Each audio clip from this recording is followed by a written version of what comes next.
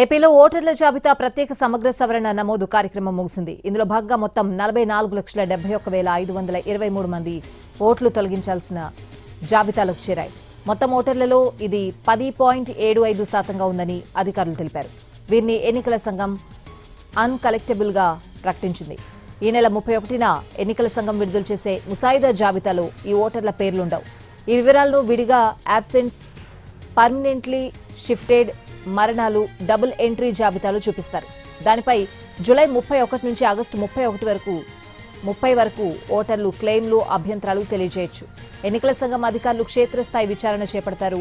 సక్రమంగా ఉంటే వారి ఓట్లను అక్టోబర్ 3న విడుదల చేయబోయే తుది జాబితాలో ప్రచురిస్తారు. మిగతా పేర్లన్నీ జాబితా నుంచి తొలగిస్తారు. సర్ ప్రక్రియలో భాగమైన ఎన్యూమరేషన్ పత్రాల పంపిణీ, ఓటర్లు వివరాలు నింపిన పత్రాలు వారి నుంచి సేకరణ, వాటి డిజిటలైజేషన్ ప్రక్రియ గడువు నిన్నటితో ముగిసింది. మొత్తం 4,16,27,694 ఓట్లకు గాను శుక్రవారం సాయంత్రం 4 గంటల వరకు 3,71,56,171 మంది పత్రాలు డిజిటలైజ్ చేశారు. అందులో 8,55,560 ఓట్లను నో మ్యాపింగ్ విభాగంలో పెట్టారు. ఎన్యూమరేషన్ పత్రాల్లో ఈ ఓటర్లు పేర్కొన్న వివరాల్లో తప్పులు, లోపాల వల్ల మ్యాపింగ్ కాకపోవడంతో వారిని ఈ విభాగంలో పెట్టారు. ముసాయిదా జాబితా విడుదల చేశాక వీరందరికీ నోటీసులు ఇస్తారు.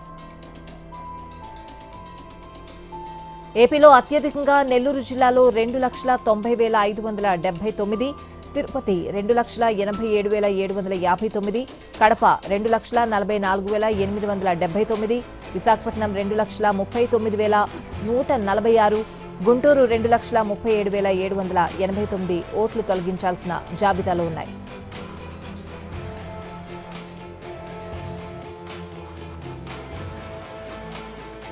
ఇక ఇవి కాకుండా మరో 18 జిల్లాల్లో 1,00,000కు పైగానే ఓట్లు తొలగించాల్సిన జాబితాలో ఉన్నాయని తెలుస్తోంది.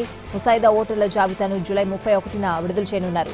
క్లెయిమ్లు, అభ్యంతరాల స్వీకరణకు జూలై 31 నుంచి ఆగస్టు 30 వరకు అవకాశం కల్పించారు.